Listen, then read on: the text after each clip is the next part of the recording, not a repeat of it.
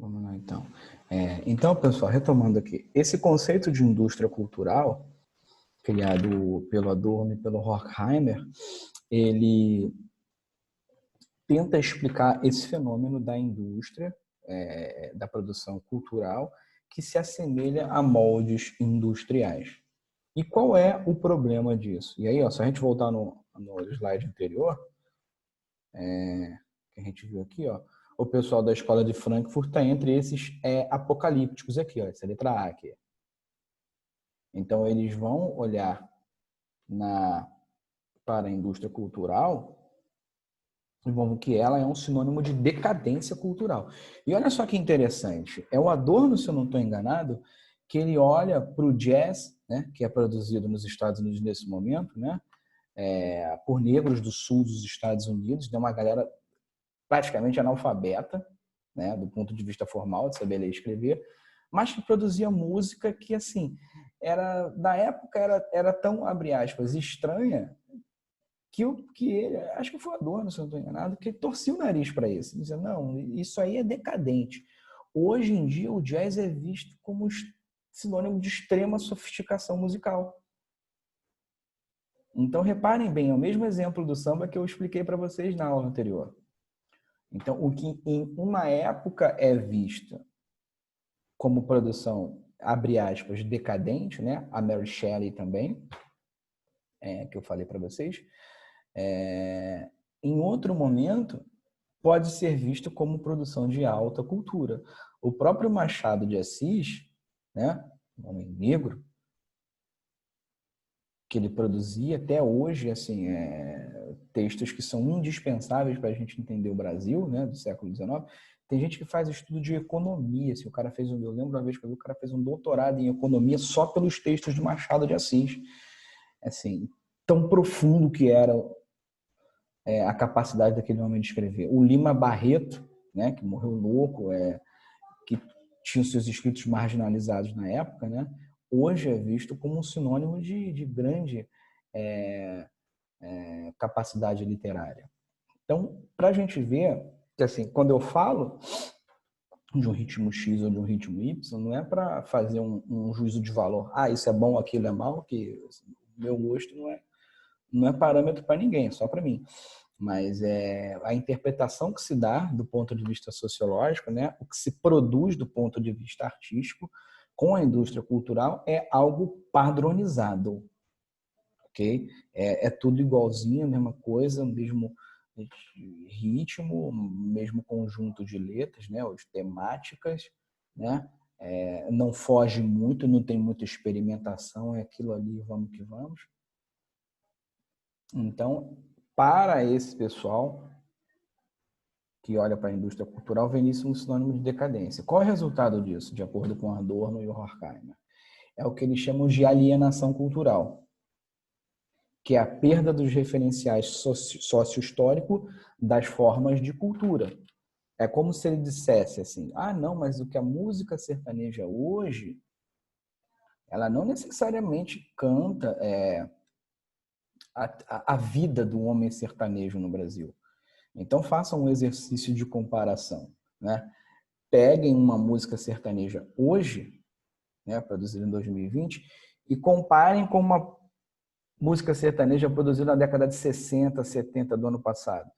Pega aquela galera dinossauro mesmo, Pena Branca e Chavantinho, Almir Sater, Sérgio Reis, Renato Teixeira, que são... aí vocês vão ver que aquela música canta a realidade do homem do campo, do homem do interior. Né? Mais uma vez, você pode gostar ou pode não gostar, não é essa a questão. A questão, quando a gente olha para as duas e estabelece um comparativo, a gente vê que há uma preocupação estética, ou seja, eu quero produzir arte de qualidade nessas mais antigas, há uma preocupação nisso, e há preocupação desse ponto já de produzir uma arte inovadora ou cantar, digamos assim, a realidade do homem do campo, ela praticamente desaparece. É claro que você ainda vê hoje um ou outro cantando, Mas você não vê essas grandes duplas ou esses artistas solo cantando, por exemplo, questões da fazenda, né, da vida simples, né, e pacata do interior. Por quê? Perdeu-se. Né? O campo brasileiro, né? O agronegócio brasileiro se modernizou, as cidades do interior da década de 60 hoje são grandes cidades, enfim, a temática mudou, né? O mundo mudou, só que essas temáticas elas se mantêm muito parecidas umas às outras. De acordo com o pessoal da indústria da Escola de Frankfurt, eles chamam isso de alienação cultural. Por quê? Porque a música sertaneja de hoje ela perdeu o seu referencial, por quê? Porque ela já não canta, né? Lendo a questão com a cabeça deles, ela não canta mais o problema do homem do campo no Brasil. Né? Não são problemas da vida do homem do campo no Brasil. Então, são essas críticas que se tecem e que se chamam isso de cultura, de alienação cultural. E o mesmo poderia ser dito do samba, né? Um pagode que ele é mais simplesão também, cantando temáticas muito parecidas, né? A gente vê que muitos artistas brasileiros da música pop são muito parecidos com artistas internacionais, né? Estão mais ou menos ali no mesmo negócio. Então, é uma forma de padronização. É uma forma de perder a pluralidade, ou um enriquecimento, digamos assim. Bom, e qual é a importância disso para a gente aqui? Que, de acordo com esses sujeitos, a indústria cultural ela também pode servir para fixação, né, de uma ideologia. Né? E isso vocês vão ver na prática em todos os regimes ditatoriais. Todos do século XX, sem exceção. Mas, professor, o nazismo tinha uma produção de cinema intensa. Intensa. Para engrandecer, né, a Alemanha nazista, né, o povo alemão. Tinha uma produção de livro, de literatura, de arte em geral, né, intensa para reforçar a ideologia nazista. Mas isso não é só na extrema-direita, na extrema-esquerda também, porque a União Soviética fazia exatamente a mesma coisa. Então, tem produção de cinema, produção de música, de literatura, de tudo para reforçar a ideologia dominante. Tudo. Mas isso não acontece só nas ditaduras. Na ditadura é fácil de ver que o negócio é escancarado. Na ditadura brasileira também houve isso. Né? Com a ditadura do Getúlio Vargas no Brasil também houve isso. Nas ditaduras, esse fenômeno entre indústria cultural, política e ideologia ele é escancarado. Em países democráticos, ele é mais sutil. Lembra que eu falei para vocês acho que é a primeira capinha, se eu não estou enganado, do Capitão América. O Capitão América ele foi inventado, né, o quadrinho, ali na Segunda Guerra Mundial. A primeira capa é ele lá dando um socão na cara do Hitler. Aí você pensa, é muito... Não é. Olha, Capitão América. Então, ele simboliza os Estados Unidos como um grande defensor da humanidade. Então, não é à toa que qual é o instrumento de batalha dele? É um escudo. O escudo tem a ver com a defesa. Os Estados Unidos que defende o mundo de grandes ameaças. Hitler. Mas a gente vai ver também que tem outros quadrinhos, depois em outros momentos, falando também da ameaça comunista. Né? Então, a gente vê que é uma forma mais sutil de você introjetar ideias na sociedade. Porque nenhuma criança, salvo se for um gênio, nenhuma criança de 10 anos vai ler um gibi do Capitão América, vai ler, nossa, olha só que produção ideológica por trás aqui, o escudo, a roupa, né? Né? O homem branco, loiro, né? Homem, e tudo isso, ó, as roupas, né? Ah, mas professor, Capitão América é assim mesmo, né? Mas o Super-Homem também não é? vermelhinho e azul. O Homem-Aranha também não é vermelhinho e azul. E a Mulher Maravilha também não é vermelhinho e amarelinho. Um pouquinho amarelinho só, mas é azul. Então a gente vê que essa produção, ela tem significados que não falam necessariamente direto com a gente, mas falam com o nosso subconsciente, né? Lembra que eu expliquei para vocês do filme dos Vingadores, que ele se passa, com exceção do Pantera Negra, essa série basicamente toda centrada nos Estados Unidos? Isso quer dizer alguma coisa, né? Se vocês olharem todos os filmes produzidos nos Estados Unidos, vocês pensam, mas caramba, parece que só tem os Estados Unidos para pisar nesse planeta aqui, né? Porque todos os alienígenas vão tudo para lá, né? Parece que não tem mais outros trocentos pedaços de terra para o alienígena colocar o pé. Isso quer dizer alguma coisa, né? Quando vocês olham, por exemplo, pegar um filme de guerra, em geral vocês, né, se for um filme de guerra popular, vocês vão ver claramente os Estados Unidos, sozinho, venceu a Segunda Guerra Mundial. Quando a gente sabe que o golpe mais forte dado no exército do Hitler foi feito pela União Soviética, né? Comunista na época, né? Então, é uma forma de você dizer, olha, nós fomos responsáveis pela vitória na guerra. Quando vocês estudarem mais lá na frente a Guerra do Vietnã, que os Estados Unidos levou o pau dos vietnamitas, dificilmente você vai ver um filme de guerra do Vietnã falando da derrota dos Estados Unidos. Então a gente vê que essa indústria cultural, ela tem que ser lida pelo que ela fala diretamente, mas pelo texto por baixo daí também. O que ela deixa de falar, o que ela deixa de falar, né? Falar, mas o que ela diz também, né?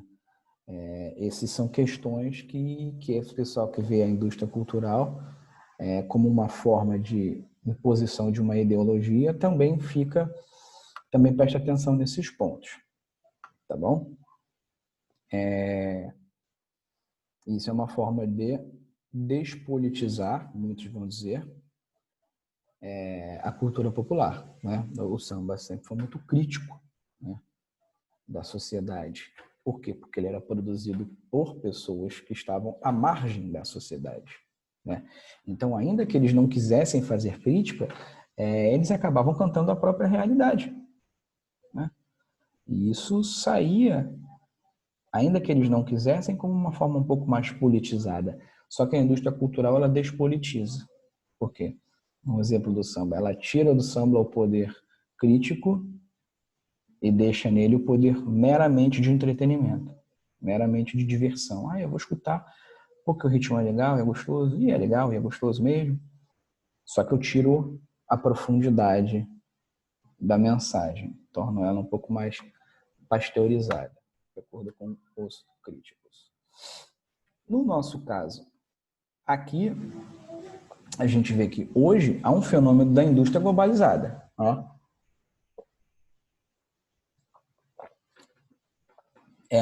Mantenho ainda o exemplo do filme dos Vingadores, que assim, na época rolou uma discussão grande aqui no Brasil, porque até então havia, abre aspas, uma lei de proteção do cinema nacional que dizia, olha, tantos por cento das casas de cinema, assim, tem que ter um pouco do cinema nacional, para não deixar engolir, né?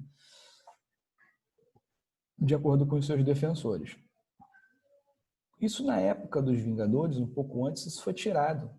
Eu não sei exatamente qual motivo fez isso. Então, assim, quando os Vingadores foram lançados, o filme, né? Assim, talvez seja exagero, mas algo em torno de 80% dos cinemas do Brasil, né, do complexo de cinemas do Brasil, passou Vingadores, né? É muito mais comum, por exemplo, nas grandes capitais, né? Um shopping tem, sei lá, 3, 4 cinemas. Beleza. Pelo menos um estava passando Vingadores, né? Às vezes 2, né? Um dublado, o outro legendado, para quem quiser, em horários diferentes. E o negócio foi assim uma febre, uma coqueluche. Ok. Isso quer dizer o quê? Isso quer dizer que esse fenômeno tipicamente americano dos quadrinhos, né, dos super-heróis, né, todos eles, mais uma vez, sua grande maioria americanos, é que estão salvando o mundo. Então, ok, mais uma vez, não estou dizendo nem que é bom nem que é ruim. O que eu estou dizendo é que esse tipo de padrão, ele se impõe. Lembra que eu falei que alguns artistas brasileiros cantam de forma muito, ou produzem música de forma muito parecida com artistas populares lá de fora? Esboça-se uma tentativa de indústria cultural a nível global. Então a gente vê que grandes artistas, não só do eixo dos Estados Unidos, mas produzem e estão aí circulando pelo mundo todo, né? A gente aqui da América Latina, né? A Shakira, por exemplo, está bombando lá fora, ela é colombiana, né? Aqui no Brasil, a Anitta está começando a bombar lá fora também, brasileira. Ok, beleza. Estou dizendo que é bom nem que é ruim. Eu estou dizendo que a gente vê que começa a se ensaiar uma cultura globalizada. E mais uma vez, ensaiar essa crítica.